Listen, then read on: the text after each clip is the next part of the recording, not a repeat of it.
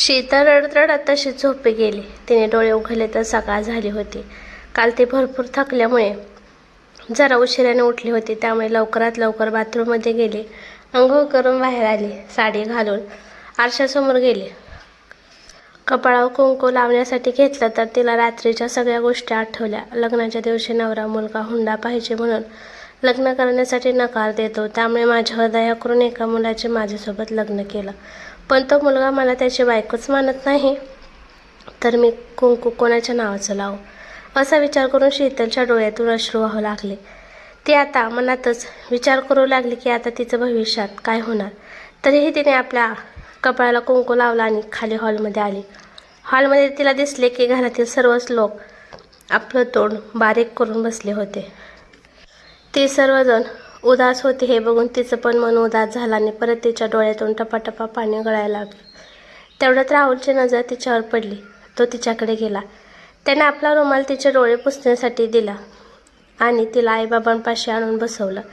ती इकडे तिकडे नजर फिरवत होती, परंतु अजिंक्य तिला कुठेच दिसला नाही. तेवढ्यात आमदार प्रदीप पाटील यांची नजर तिच्यावर गेली. त्यांनी ओळखून घेतलं की शीतल कुणाला शोधत आहे. तेव्हा ते तिला म्हणाले, काळजी करू नको शीतल, अजिंक्य रात्रीच घरी आला आहे आणि तो त्याच्या बेडरूममध्ये झोपला आहे. हे ऐकून शीतलला थोडंसं बरं वाटलं. तेवढ्यात अजिंक्य आपल्या बेडरूममधून खाली हॉलमध्ये येताना शीतलला दिसला. थोड्या वेळ तिनं त्याच्याकडे बघितलं. इतक्या दिवसापासून शीतलने आज त्याला व्यवस्थित बघितलं होतं. अजिंक्यचा हिरोसारखा जबरदस्त लूक, नाकाचा दांडा, काळेभर लांब केस, गोरापान चेहरा बघून शीतल त्याच्या विचारात हरवून गेली. शीतल त्याच्याकडे बघतच होती. तेवढ्यात सुप्रियाताई अजिंक्यला म्हणाल्या, अजिंक्य कुठे चालला आहेस इतका नटून थटून? आई, मी परत माघारी दिल्लीला चाललो आहे. तेवढ्यात प्रदीप पाटील त्याला म्हणाले, अजिंक्य तू तर पुढच्या आठवड्यात जाणार होतास. हा बाबा, मी पुढच्या आठवड्यातच जाणार होतो, पण आता मी इथे नाही थांबू शकत. तेवढ्या सुप्रियाताई म्हणाल्या, अजिंक्य आताच तर तुझं लग्न झालं आहे, अजून लग्नाचे काही विधी परंपरा बाकी आहेत. अजिंक्य रागाला गेला आणि तो आपल्या आईवर पिसळला. आई, मी कालच सांगितलं आहे, मी या लग्नाला मानत नाही. आणि एक गोष्ट लक्षात ठेवा, मी दिल्लीवरून परत येईपर्यंत माझी बेडरूम जशी आहे तशीच राहिली पाहिजे. त्याच्या म्हणण्याचा अर्थ होता की शीतलने त्याच्या बेडरूममध्ये जाऊ नये. अजिंक्य हा लहानपणापासूनच थोडासा हट्टी आणि घमंडी स्वभावाचा होता. तसंही तो रागीटही होता, परंतु त्याला कधी कधी माया पण भरपूर यायची. त्याचा हा राग पाहून सुप्रियाताई पण त्याच्यावर पिसळल्या. त्या त्याला म्हणाल्या, तुझ्या मानण्याने आणि नाही मानण्याने काहीच फरक पडत नाही. शीतल आता तुझी बायको आहे आणि ती तुझी बायकोच राहणार आहे. अजिंक्य म्हणाला, तुम्ही कितीही प्रयत्न करा, मी माझ्या तत्वावर आणि माझ्या निर्णयावर कायम राहणार. आता मात्र प्रदीप पाटलांचं डोकं तापलं. ते आपल्या खुर्चीवरून उठत अजिंक्यच्या अंगावर धावून गेले आणि म्हणाले, मी बघतोय तुझ्याकडे, तू कसा हिला बायको म्हणत नाही. बाप आणि मुलाचं हे भांडण बघून शीतल मात्र चांगलीच घाबरली होती. अजिंक्य म्हणाला, माझ्या अंगावर जर असं तुम्ही धावून येत असाल आणि माझ्यावर अशी जबरदस्ती करत असाल तर मी आत्ता सांगतो, मी दिल्लीवरून कधीच माघारी घरी येणार नाही. अजिंक्यचं हे बोलणं ऐकून शीतलच्या तर पायाखालची जमीनच सरकली. शीतलने मनात विचार केला की हे सर्व माझ्यामुळे घडतंय, याला मीच जिम्मेदार आहे.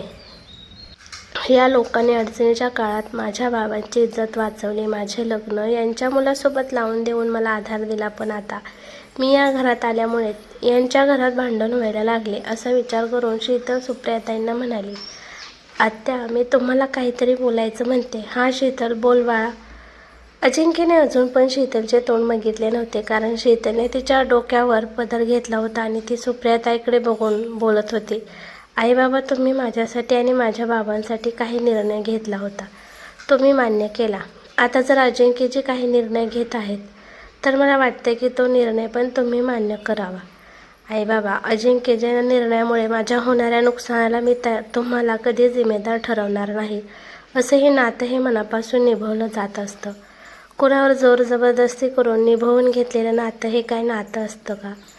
अजिंक्यजी मला जर त्यांची बायको मानतच नसतील तर जाऊ द्या, तो त्यांचा निर्णय आहे. पण तुम्ही तर मला तुमच्या मुलीच्या रूपात स्वीकार केलेला आहे की. असं बोलून ती आपल्या गळ्यातील मंगळसूत्र आणि पायातील जोडवे काढून अजिंक्यकडे देते. अजिंक्यजी, आता तुम्ही स्वतंत्र आहात. माझा तुमच्यावर काहीच अधिकार नाही. तुम्हाला ज्याप्रमाणे जगायचे आहे त्याप्रमाणे राहायचे आहे त्याप्रमाणे तुम्ही राहू शकता. शीतलचे हे बोलणे ऐकून अजिंक्यच्या मनात तर राडूच फुटला. तो खुश झाला आणि मनातच म्हणाला, जीव वाचला रे बाबा हिच्यापासून. नंतर तो आपल्या आईबापाला आणि राहुलला बाय करून दिल्लीला जाण्यासाठी निघाला. जाता जाता त्याने ते मंगळसूत्र आणि जोडवे आपल्या आईच्या हातात दिले आणि म्हणाला, आई हे मी दिल्लीत कुठे घेऊन फिरू, हे तुझ्यापाशीच ठेव. इकडे हॉलमध्ये राहुल, प्रदीप पाटील आणि शीतलची सासू सुप्रियाताई या सगळ्यांच्या डोळ्यात पाणी होतं.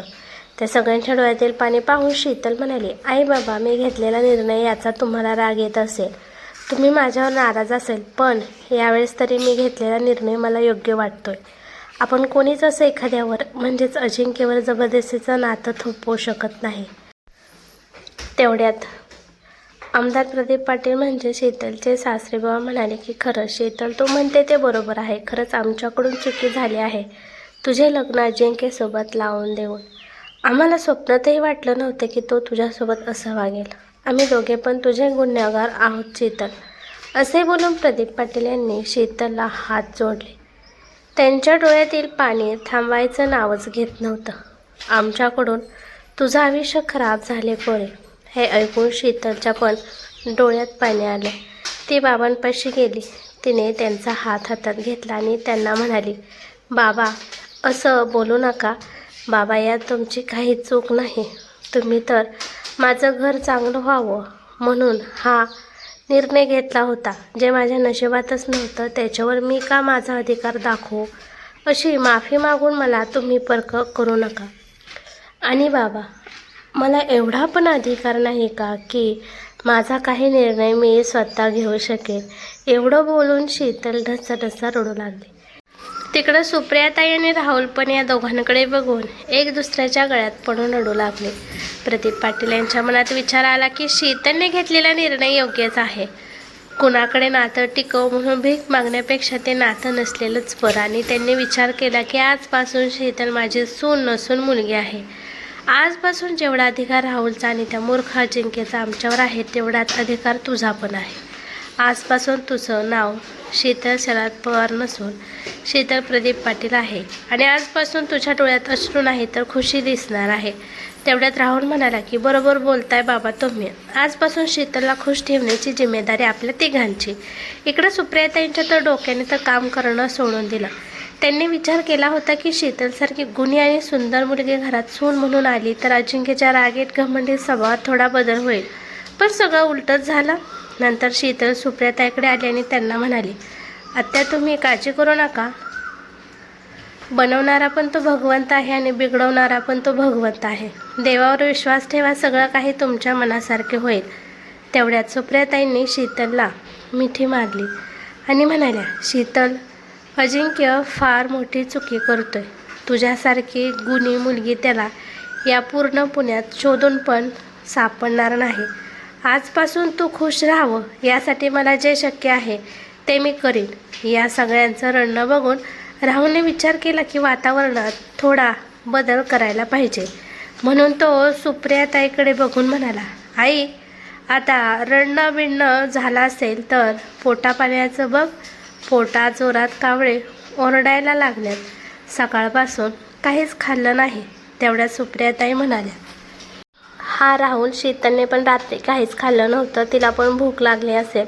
सर्वजण जेवणासाठी बसले. तेवढ्यात राहुल बाबांना म्हणाला, बाबा मला वाटतंय शीतलला पुढचे शिक्षण दिलं पाहिजे. प्रदीप पाटील म्हणाले, राहुल तू बरोबर बोलतोय. मी आजच शीतलच्या ॲडमिशनचा बंदोबस्त करतो. बोलता बोलता सर्वांची जेवण झाली. सुप्रियाताई शीतलला म्हणाल्या, शीतल तुझे बेडरूम आम्ही तयार केले आहे. शीतल उठून तिच्या बेडरूममध्ये गेली. तिच्या पाठीमागे राहुल पण तिच्याकडे गेला. खुर्चीवर बसत बसत शीतलला म्हणाला, शीतल तू नाराज नको हो. आता तू जो खाली हॉलमध्ये निर्णय घेतला तो तुझ्यासाठी फारच कठीण होता. शीतल मी तुला लहानपणापासून ओळखतो. तू कमजोर स्त्री नाही. मला तुझ्यावर विश्वास आहे. तू नक्कीच याच्यातून काही ना काही मार्ग काढशीलच. आणि तुला त्यासाठी हा दोस्त म्हणजेच तुझा दीर क्षणाक्षणाला साथ देईल. राहुल हसत शीतलला म्हणाला. शीतल म्हणाली, राहुल तू माझ्या सगळ्यात जवळचा प्रिय मित्र आहेस. मला माहीत आहे, पण आपलं हे दीर आणि बहिणीचं नातं जास्त काळ टिकू शकलं नाही. शीतल उदास होऊन राहुलला बोलली, शीतल, मी तुला धीर देतोय आणि तू परत असा हरल्यासारख्या गोष्टी करते. एकदा अजिंक्य दादाला दिल्लीवरून माघारी तर येऊ दे, मग त्याच्याकडे बघतो कसं काय ते. राहुलचे बोलणं ऐकून शीतल हसू लागली. अशीच हसत राहा शीतल, हसताना तू खूप सुंदर दिसते आणि उद्या माझ्यासोबत कॉलेजला हसतच यायचं. कॉलेजमधील सगळी मुलं तुझ्याकडे बघत राहिलीच पाहिजे. राहुलला असे मस्ती करता बघून शीतलला चेष्टाने मारण्यासाठी त्याच्या मागे धावू लागले. पूर्ण घरात राहुल पुढे आणि शीतल त्याच्या मागे धावू लागले. इकडे हॉलमध्ये प्रदीप पाटील आणि सुप्रियाताई राहुल आणि शीतलची मस्ती बघत आणि शीतलच्या चेहऱ्यावरील हसू बघून खुश झाले. तेवढ्यात शीतलची नजर प्रदीप पाटील आणि सुप्रियाताईंच्या चेहऱ्यावर गेली. त्यांना पण हसताना बघून शीतल खुश झाली आणि मनात विचार केला, माझ्या भावानंतर मला धीर आणि आधार देणारी ही दोनच माणसं आहेत. यांच्या खुशीसाठी मी काही पण करू शकते. मी दुःखात असून पण यांच्या खुशीसाठी हसण्याचे नाटक करून यांना हसवण्याचा प्रयत्न नक्कीच करेल. तेवढ्या तिच्या मनात अजिंक्यचा विचार आला आणि मनाशीच म्हणाले, अजिंक्य, मी जरी मंगळसूत्र आणि जोडवी काढून तुमच्याकडे दिली असली तरी माझ्या मनाने माझ्या नवऱ्याची जागा तुमचीच आहे. तुम्ही माझे पती आहात आणि जोपर्यंत आयुष्य आहे तोपर्यंत मी हे नातं जपन. आणि विचार करून स्वतःलाच धीर देत शीतल उद्या कॉलेजला जायची तयारी करू लागली. शीतलने आता आपल्या आयुष्याची नवीन सुरुवात केली होती. ती आता राहुलच्या कॉलेजला शिकण्यासाठी जाणार होती. याचा पूर्ण बंदोबस्त प्रदीप पाटील म्हणजे शीतलचे सासरे बुवा यांनी केला होता. सकाळ सकाळी राहुल शीतलच्या बेडरूममध्ये आला आणि म्हणाला, शीतल लवकर कर, आपल्याला कॉलेजला जाण्यासाठी उशीर होत आहे. अरे राहुल, इतका का ओरडत आहे? जरा हळू आवाजात बोल. थांब, आलेच मी. शीतलने राहुलच्या अगोदरच उठून किचनमध्ये सर्वांसाठी नाश्ता बनवला होता. ती त्याला म्हणाली, तू पुढे डायनिंग हॉलमध्ये जा, मी आलेच. नाश्ता करूया आपण सगळी सोबतच. राहुल खाली हॉलमध्ये आला. त्याच्या पाठोपाठ शीतल पण बाहेर आली. शीतलने येता येता तिच्या सासू सासऱ्यांना आवाज दिला, बाबा आई चला लवकर, आम्हाला कॉलेजला जायचे, आपण सोबतच नाश्ता करू. तेवढ्यात राहुल पाठीमागे वळून शीतलला म्हणाला, शीतल तू सकाळी उठून नाश्ता पण बनवला का? मला तर वाटलं की सकाळी उठल्यापासून तू तुझा नट्टापट्टा करत बसली की काय. कारण आजकालच्या तुम्ही मुली जेवणापेक्षा आणि बाकीच्या कामापेक्षा जास्त वेळ नट्टापट्टातच घालवतात. तेवढ्यात आमदार प्रदीप पाटील आणि सुप्रियाताई डायनिंग हॉलमध्ये आले. सर्वजण मिळून नाश्त्यासाठी बसले. तेवढ्या सुप्रियाताई म्हणाल्या, राहुल, का तिला त्रास देत आहेस? माझ्या शीतलला मेकअप करायची गरजच नाही. ती अगोदरच स्वर्गातली अप्सरा इतकी सुंदर आहे. तेवढ्यात प्रदीप पाटील राहुलला म्हणाले, राहुल, शीतलचं ध्यान ठेव, तिला कॉलेजमध्ये कोणी त्रास देऊ नये. आता शीतलची पूर्ण जिम्मेदारी तुझ्यावर आहे. राहुल म्हणाला, हां बाबा, शीतलला कुणीही त्रास देणार नाही त्याचं मी पूर्ण ध्यान ठेवेल आणि तिची काळजी घेईल. तेवढ्यात शीतल बाबांचे म्हणजे तिच्या सासऱ्यांचे आभार मानते. तेवढ्यात प्रदीप पाटील शीतलला म्हणाले, शीतल, आभार काय व्यक्त करतेस? हा तर तुझा अधिकार आहे आणि तू तुझा हा अधिकार कधी सोडायचा नाही. तुला घरातील कोणती वस्तू पाहिजे? तुला बाहेरील कोणती वस्तू पाहिजे? तुला आमच्याकडून कोणत्या गोष्टीची गरज आहे? ती न घाबरता, न भीता आणि न लाजता आम्हाला मागायची. शीतल हो म्हणाली. प्रदीप पाटील राहुलला म्हणाले, राहुल, कॉलेजमध्ये काय अडचण आली तर मला फोन कर. शीतल, तू पण कोण काय म्हणलं, मुलांनी त्रास दिला तर मला फोन कर. मी या शहराचा आमदार आहे. 2 मिनिटात तुझ्या सुरक्षेसाठी तिथं पोलीस हजर करेल. राहुल म्हणाला, बाबा तुम्ही काळजी करू नका, मी आहे ना तिथं. बोलता बोलता त्यांचा नाश्ता झाला. राहुल आणि शीतल कॉलेजला आले. राहुलने पूर्ण कॉलेज शीतलला फिरवून दाखवलं. शीतल म्हणाली, राहुल, खरंच यार, किती मोठं कॉलेज आहे. मी बारामतीला सरकारी कॉलेजमध्ये शिकायची, कारण बाबांकडे पैसे नव्हते इतक्या मोठ्या खाजगी कॉलेजमध्ये ॲडमिशनसाठी. म्हणून राहुल तिला खुश होऊन म्हणाला, तुला आवडलं ना कॉलेज? शीतल म्हणाली, हा राहुल, खरंच खूप छान आहे कॉलेज. चल आता आपण कॉलेजच्या कॅन्टीनमध्ये काहीतरी खाऊन घेऊ, मला भूक लागली. दोघे पण कॅन्टीनमध्ये गेले आणि त्यांनी पिझ्झा खाल्ला. तेवढ्यात राहुलच्या क्लासमधील पप्पूने राहुलला शीतलसोबत बघितलं. तो पळतच राहुलच्या क्लासमध्ये गेला आणि तिथे बसलेल्या राधिकाला म्हणाला, राधिका, तू इथं काय करते? तो राहुल बघ, कॉलेजच्या कॅन्टीनमध्ये एका पोरीला घेऊन बसला आहे. ए पप्पू, चेष्टा करू नकोस माझी, नाहीतर इथंच पायाखाली तुडवून हाणील. राधिका पप्पूला म्हणाली. पप्पू म्हणाला, राधिका, मी का खोटे बोलू? जर माझ्यावर विश्वास नसला तर नको जाऊ, आणि जर विश्वास असला तर स्वतःची डोळ्यांनी जाऊन कॅन्टीनमध्ये बघ काय चाललंय तिकडं. तेवढ्यात राहुलच्या क्लासमधील अजून एक मुलगी अर्पिता येऊन राधिकाला म्हणाली. राधिका, पप्पू जे सांगतोय ते खरं आहे. खरंच राहुल एका मुलीसोबत कॅन्टीनमध्ये बसला आहे. अर्पिता, काय सांगतेस तू? राहुल असं कसं करू शकतो?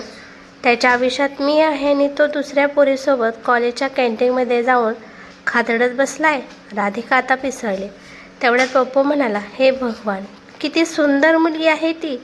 राधिका, तू तिच्यापुढे चाय कमी पाणी आहे. राधिका रागात होती. तिने जोराचा धपाटा पप्पूच्या पाठीत मारला आणि म्हणाली, आता राहुलला काही सुट्टी नाही. असं म्हणत ती पळतच कॉलेजच्या कॅन्टीनकडे निघाली. तेवढ्यात राहुलची नजर राधिकावर पडली आणि म्हणाला, देवा वाचव रे आज. अंबाबाई लयच रागात आलेली दिसते. राहुलला असं बडबडताना पाहून शीतल म्हणाली, काय झालं राहुल, असं का तोंडातले तोंडात बडबड करतोय? राहुल म्हणाला, शीतल, ते बघ तिकडं ती मुलगी दिसते ना पळत येताना. आता बघ ती माझ्यापाशी येऊन माझं काय हाल करते ते. शीतलने तिकडं बघितलं तर खरंच एक मुलगी रागाच्या तावात राहुलकडे येत होती. शीतल राहुलकडे वळून म्हणाली, राहुल, ती मुलगी इतकी रागात का आहे आणि तुझ्याकडे का येत आहे? राहुल म्हणाला, ती राधिका आहे. अच्छा, तुझी गर्लफ्रेंड म्हण की. कारण राहुलने असंच गप्पा मारता मारता शीतलला एकदा सांगितलं होतं की राधिका नावाची त्याची एक गर्लफ्रेंड आहे. शीतल म्हणाली, राहुल, किती सुंदर आहे रे ही. राहुल म्हणाला, सुंदर नाही, ही आगीचा गोळा आहे, ही आगीचा गोळा. तेव्हा शीतल हसत म्हणाली, येऊ दे तर तिला इथं. मी माझ्या पद्धतीने कसं उत्तर देते तेच बघ, मग समजला आगीचा गोळा आहे का बर्फाचा गोळा. तेवढ्यात राधिका तिथं पोहोचते आणि राहुलच्या केसाला धरून रागात म्हणते, मी तुझ्या आयुष्यात आहे आणि तू इथं दुसऱ्या पोरीसोबत मज्जा मारतोय. राहुल तर आता पूर्ण घाबरलाच होता. राधिका माझी, मी काय म्हणतोय ते ऐकून तरी घे. राधिका म्हणाली, ग बस तू. तुझ्या तोंडातून एक पण शब्द काढू नको. जर का मला धोका द्यायचा प्रयत्न केला ना तर तुला पायाखाली तुडवीन हाणेन. राहुल आता मनातच विचार करत होता, हिचा काय भरोसा नाही.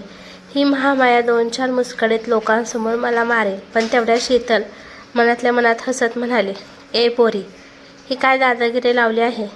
ए पोरी, तुझं काय डोळे फुटलं काय? दिसेना तुला इथं एक मुलगा आणि मुलगी गप्पा मारत बसले आहेत आणि तू इथं येऊन आमच्यावर दादागिरी करत आहेस. शीतल तिची मज्जा करत जरा रागातच बोलली. पण राहुल जसा समजत होता राधिका एक आगीचा गोळा आहे तसं काहीच नव्हतं. ती शीतलला हे बोलणं आणि राग पाहून रडायला लागली आणि राहुलकडे बघून म्हणाली, राहुल, ही मुलगी मला धमकी देते आणि तू मज्जा बघतोय. तू मध्ये तिला बोलत का नाहीस? कोण आहे ही मुलगी मला अशी धमकी देते? तेवढ्या शीतल म्हणाली, त्याला काय विचारते? मला विचार ना, तू लयच नखरे करते ग. तू पहिले सांग, तू कोण आहे? एकतरी आली ती आली, वरून माझ्या मित्राचे केस धरून त्याला ओढायला लागली. राहुल आपलं वेड्यासारखं कधी राधिकाकडं बघत होता तर कधी शीतलकडे बघत राहिला. राधिकाने शीतलला, राधिकाच्या आणि राहुलचे हे हाल बघून शीतलला जोरात हसायला आलं. इकडे राधिका राहुल का गप्पा आहे आणि तो माझी बाजू का घेत नाही म्हणून रागत होती. शेवटी राधिकाचा राग बघून राहुल म्हणाला, राधिका, ही शीतल आहे. अय्या, खरंच राहुल ही शीतल आहे. राधिकाला शीतल आणि राहुलच्या मैत्रीबाबत पहिलंच माहीत होतं आणि आता तर शीतल राहुलच्या घरी राहुलची वहिनी बनून आली आहे हे पण तिला आधीच माहीत होतं. नंतर शीतलच राधिकाला म्हणाली, राधिका, मला माफ कर, मी तुला मुद्दामून त्रास दिला तुला चिडवण्यासाठी. मग राधिकाने शीतलच्या हातात हात दिला आणि म्हणाली, शीतल, माफी मागू नकोस. आता मी पण राहुलसारखी तुझी पण मैत्रीण आहे. तेवढ्यातच तिला काहीतरी आठवलं आणि राहुलला म्हणाली, आणि राहुल, हिचं तर आत्ताच लग्न झालं आहे. अंगाची हळद पण निघली नाही आणि लगेच कॉलेजला का घेऊन आलंस हिला? हे ऐकून शीतलचा थोडासा चेहरा पडला. राहुल शीतलकडे बघून म्हणाला, शीतल, तू मला शब्द दिलाय की तू कधीच उदास होणार नाही. आणि लगेच तो तुझा चेहरा पाडला. नंतर ते तिघे तिथेच बसले आणि राहुलने घडलेल्या सगळ्या गोष्टी राधिकाला सांगितल्या. राधिका शीतलला म्हणाली, शीतल मला माफ कर, मला या सगळ्या गोष्टी माहीत नव्हत्या. शीतल म्हणाली, माफी का मागत आहेस, माझ्या नशिबात होतं ते घडलं. आणि म्हणाली, मी राहुलला शब्द दिलाय की मी कधीच उदास होणार नाही. ती आपल्या चेहऱ्यामागील दुःख लपवत राधिकाला म्हणाली. राधिका राहुलला म्हणाली, राहुल खरंच यार, अजिंक्यने शीतलसोबत चुकीचं केलं. इतकी सुंदर आणि चांगली मुलगी त्याला कुठेही शोधून सापडणार नाही. राहुल म्हणाला, काळजी करू नकोस, तू फक्त बघतच राहा. अजिंक्य दादाचं मी काय हाल करतोय, त्याला शीतलला स्वीकारायला लावणार. राधिका म्हणाली, राहुल आपण दोघे मिळून काही ना काहीतरी करू, जेणेकरून अजिंक्य दादा शीतलला बायको म्हणून स्वीकारेल. आणि बघूच असा कसा इकडे तिकडे पळून जातोय. राधिकाचे हे दादागिरीचे बोलणे ऐकून शीतल हसू लागली. तेवढ्या त्यांच्या पाशी पप्पू आणि अर्पिता पण आले. त्यांनी जेव्हा राधिकाला राहुल आणि शीतलसोबत असं हसताना बघितलं तेव्हा त्यांना झटका बसला. अर्पिता म्हणाली, राधिका तू तर लय रागात आली होती आणि आता बघतेच राहुलकडे म्हणून तिथं निघून आली आणि इथे येऊन दात काढत बसली. तेवढ्यात पप्पू पण म्हणाला, क्लासरूममध्ये तर मलाच एक फटका हाणला आणि म्हणाले, आता राहुलचं काही खरं नाही, त्याला पायाखाली तुडवूनच आणती. त्याचं हे बोलणं ऐकून राहुल, शीतल आणि राधिका हसू लागले. तेवढ्यात पप्पू म्हणाला, राहुल ही मुलगी कोण आहे, याच्या अगोदर कधी मी हिला आपल्या कॉलेजमध्ये बघितलंच नाही. राहुल म्हणाला, हिचं नाव शीतल आहे आणि ती माझ्या पुढे बोलणारच होता. तेवढ्यात शीतल मध्येच बोलली, मी राहुलच्या काकांची मुलगी आहे, शीतल शरद पवार. शीतलने आपली ओळख सांगितल्यानंतर अर्पिता आणि पप्पू म्हणाले की आम्ही दोघे राहुल आणि राधिकाचे मित्र आहे. तेवढ्यात राहुल म्हणाला, हे बघा मित्रांनो, या शीतलचे ॲडमिशन आपल्या क्लासमध्ये झाले आहे आणि आजपासून आपल्याच क्लासमध्ये ही बसेल. पप्पू म्हणाला, बरं झाले की मग शीतल, तू खरंच खूप सुंदर आहेस. शीतल म्हणाली, थँक्यू. आणि म्हणाली, तसं तू माझ्यावर लाईन तर मारत नाहीस ना. ती हसत पप्पूला म्हणाली. पप्पू जरा हापकलाच आणि म्हणाला, नाही नाही. तेवढ्यात राहुल म्हणाला, तू त्याचा प्रयत्न पण करू नकोस. शीतलची सासू त्यांची वाटच बघत होती. त्यांना येताना बघताच त्या म्हणाल्या, आलात तुम्ही दोघं. शीतल कसा गेला आज कॉलेजचा पहिला दिवस. शीतल म्हणाली, आई चांगलाच गेला. राहुलच्या मित्रांना भेटले, खूप छान स्वभाव आहे त्यांचा. तेवढ्या सुप्रियाताई म्हणाल्या, बरं ठीक आहे, तुम्ही जावा, तयार व्हा, तोपर्यंत मी जेवण बनवते. शीतल म्हणाली, आई मला खूप भूक लागली आहे. असं बोलून ते आपल्या बेडरूममध्ये तयार होण्यासाठी गेले. राहुल आणि शीतल तयार होऊन खाली जेवणासाठी आले. सासू सुप्रियाताई शीतलला आपल्या हाताने जेवण भरवू लागल्या. हे बघून राहुलने आपल्या आईला टोमणे मारले.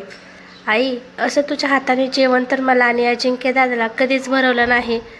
तुझं शीतलवर खूप प्रेम ओतू चाललंय. तेव्हा शीतल राहुलला चिडवत म्हणाली, तुझ्यापेक्षा आणि तुझ्या त्या अजिंक्य दादापेक्षा आईचं आणि बाबाचं माझ्यावर जास्त प्रेम आहे. राहुल पण तिला टोमणे देत म्हणाला, जास्त नखरे नको करू. तुझ्यापेक्षा आणि अजिंक्य दादापेक्षा जास्त प्रेम आई माझ्यावर करते, कारण मी घरचा लहान आहे आणि प्रत्येक घरात लहानांची सर्वात जास्त मज्जा असते. आता शीतल आणि राहुल लहान पोरांसारखी एकमेकांसोबत भांडण करत होते.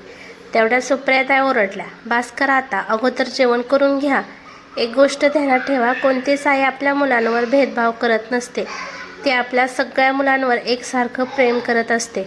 आणि सुप्रियाताई राहुलला समजावत म्हणाल्या, तुझ्यावर प्रेम तर मी तू लहान असल्यापासूनच करत आहे. शीतल तर आता आपल्यापाशी आली आहे, आता त्यामुळे तिच्यावर करत आहे. ठीक आहे मम्मी, भरव तिला तुझ्या हाताने. राहुल आपलं तोंड फुगवत म्हणाला. सुप्रियाताईने विचार केला की काहीतरी डोकं लावावं लागेल की जेणेकरून दोघं पण खुश राहतील. मग त्यांनी आपल्या दोन्ही हातांनी दोघांना पण जेवण भरवायला सुरुवात केली. राहुलची नजर शीतलवर पडली तर त्याला तिच्या डोळ्यात हलकंसं पाणी दिसलं. त्याला वाटलं की त्याच्या या बोलण्याने शीतल नाराज झाली आहे. त्यावेळेस राहुल काहीच बोलला नाही. नंतर जेवण झाल्यानंतर सुप्रियाताई किचनमध्ये जाऊन आपलं काम करू लागल्याने राहुल शीतलला म्हणाला, शीतल चल माझ्यासोबत, तुला काहीतरी दाखवायचं आहे. आणि तो तिला तिच्या बेडरूममध्ये घेऊन आला. तिला तिथे सोफ्यावर बसवलं आणि त्याने आपल्या अलमारीमधून काही वस्तू बाहेर काढल्या. त्यामध्ये अजिंक्य आणि राहुलच्या लहानपणीच्या गोष्टी होत्या, जसं की लहान मुलांचे खेळणे, शाळेच्या वस्तू आणि काही त्यांचे फोटो होते. शीतल त्या सगळ्या वस्तूतून फक्त अजिंक्यचे फोटो बारकाईने बघत होते. त्या फोटोमध्ये काही फोटोमध्ये अजिंक्य रागात होता, तर काही फोटोमध्ये तो जिलेबी खाताना किंवा अजून काही लहान मुलांचे खेळ करताना दिसत होता. त्यानंतर शीतल राहुलला म्हणाली, अजिंक्य, लग्ना अगोदरचे म्हणजे त्याच्या कॉलेज लाईफमधले काही फोटो असतील तर ते दाखव. नंतर राहुलने अजिंक्यच्या बेडरूममध्ये जाऊन दुसरा एक फोटोचा अल्बम घेऊन आला आणि तो शीतलला दिला. त्या अल्बममध्ये अजिंक्यचे पाठीमागच्या काही दिवसापूर्वीचे फोटो होते. त्यात त्याच्या मित्रांसोबतचे फोटो, मैत्रिणींसोबतचे फोटो होते. शीतल त्या अल्बममध्ये एकटक लावून बघत होती. अजिंक्य खूपच सुंदर दिसत होता. तिने राहुलची नजर चुकवून हळूच त्यातील एक फोटो काढून घेतला. तरी पण राहुलने तिची ही चोरी पकडली आणि मनातच हसायला लागला आणि म्हणाला, तुला जर अजिंक्यचा फोटोच पाहिजे होता तर मला डायरेक्ट म्हणायचं की मी तुला फोटो दिला असता. चल, तुला अजून काही अजिंक्यच्या गोष्टी दाखवतो. राहुल शीतलला म्हणाला आणि त्याने शीतलचा हात धरून तो तिला ओढू लागला. शीतल त्याला म्हणाली, अरे राहुल, असं ओढत मला कुठे घेऊन चालला आहे? राहुल म्हणाला, तू गप्प बस, माझ्या पाठीमागे चल. आणि तो तिला अजिंक्यच्या बेडरूममध्ये घेऊन गेला, जिथे अजिंक्यने दिल्लीला जाताना सांगितलं होतं की माझ्या बेडरूममध्ये ही मुलगी मला दिसली नाही पाहिजे. राहुल तिला तिथेच घेऊन गेला. शीतल राहुलला म्हणाली, तू मला इथं का घेऊन आला आहे? जर ही गोष्ट अजिंक्यला कळाली तर तो आईबाबांवर आणि माझ्यावर रागवेल. शेवटी तुला पण नाही नाही ते बोलेल. राहुल म्हणाला, शीतल, घाबरू नकोस. त्या बेडरूमवर तुझा पण हक्क आहे. ज्यावेळेस घरातील सगळ्या गोष्टी व्यवस्थित होतील तेव्हा तुला पण याच बेडरूममध्ये राहावं लागणार आहे. शीतल आपले बारीक तोंड करून राहुलला म्हणते, अरे ते सर्व व्यवस्थित झाल्यानंतरची गोष्ट आहे ना. आता नाही जाऊ शकत मी. अगं चल, जर काय झालं तर ते सगळं मी माझी जिम्मेदारी घेतो. नाही राहुल, मी त्या दिवशी शब्द दिला आहे की अजिंक्य जेव्हा मला त्यांची बायको म्हणून कबूल करतात तेव्हाच मी या बेडरूममध्ये पाऊल ठेवीन. शीतलच्या आता पुढे राहुल काहीच करू शकला नाही. तेवढ्यात शीतल त्याला म्हणाली, अरे राहुल, वेळ बघ काय झालं आहे. राधिकाने तुला बोलवलं होतं. हां, बोलवलं होतं, पण मी नाही जाणार. तेव्हा शीतल तर त्याला जबरदस्तीने दरवाजाच्या बाहेर काढते आणि म्हणते, राधिकाकडे जा. जाता जाता राहुल शीतलला टोनमध्ये म्हणाला, जी, माझ्या रूममधून अजिंक्यदाचा फोटो तू चोरून आणला आहे, तो फोटो आता त्या फोटोची आता मोठी फ्रेम बनवून घे. तेव्हा शीतल तर त्याच्याकडे डोळे मोठे करून बघत होती. तेव्हा राहुल मोठ्याने हसत तेथून निघून जातो. नंतर शीतल जाऊन बाल्कनीत असलेल्या झोक्यावर बसते आणि तिथेच तशी झोपी जाते. इकडे खाली सुप्रियाताई तिला शोधत असतात, पण शीतल कुठे सापडत नाही. त्यामुळे तिला शोधण्यासाठी इथे बाल्कनीत त्या येतात, तर शीतल तिथे झोपड्यावरच झोपलेली त्यांना दिसते. शीतल अजिंक्यचा तो फोटो आपल्या छातीशी लावून झोपलेले असते.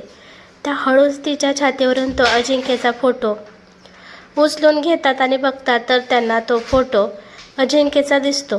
त्या मनातच बडबड करतात आणि खुश होतात आणि त्यांना या गोष्टीचं वाईट वाटतं की त्यांचा मुलगा अजिंक्य हा शीतलला आपली बायको मानत नाही आणि त्यांनी तो परत फोटो तिच्या छातीवर ठेवला होता तसा ठेवून दिला आणि तेथून निघून खाली हॉलमध्ये आल्या. नंतर त्यांच्या डोळ्यात पाणी घेऊन त्या तसेच देवघरात गेल्या. इथं त्यांनी अजिंक्यने दिल्लीला जाण्याच्या वेळेस जे मंगळसूत्र दिले होते ते मंगळसूत्र त्यांनी तिथे देवीच्या पुढे ठेवून त्यावेळेसच देवीला मागणीतील त्या अजिंक्यच्या बुद्धीत जरा वाढ होऊ दे, त्याला जरा चांगली बुद्धी येऊ दे आणि त्याने शीतलला आपली बायको म्हणून स्वीकारावं, अशी मागणी त्यांनी देवीला केली. हे देवी माता, तुला तर माहिती, मी पहिल्यापासूनच शीतल माझ्या घरात मोठी सून म्हणून यावी याची मागणी करत होती, पण मी माझ्या पोराचा स्वभाव बघून त्या गरीब मुलीला याच्या गळ्यात बांधायचा विचार करत नव्हती, कारण मला माझ्या स्वतःचा तो रागीट स्वभाव माहीत आहे. पण त्या दिवशी लग्नात मजबुरीने तिचं लग्न माझ्या मुलासोबत लावून द्यावं लागलं आणि त्याचं दुःख आता ती स्वतः एकटीच भोगत आहे. नंतर सुप्रियाताई आपल्या भूतकाळात गेल्याने त्यांना राहुलने सांगितलेली एक गोष्ट आठवली. एके दिवशी राहुल सुप्रियाताईंना म्हणाला, आई, मी आज भरपूर खुश आहे. सुप्रियाताई म्हणाल्या, का, काय झालं? तर त्याने उत्तर दिलं होतं की, आई, शीतलला मी विचारलं आहे. तर सुप्रियाताई म्हणाल्या, काय म्हणाली ती? राहुल म्हणाला की तिने होकार दिला आहे. कशी वाटली ही कथा कमेंट करून नक्की सांगा. यापुढील कथा आपण उद्या पाहू. धन्यवाद.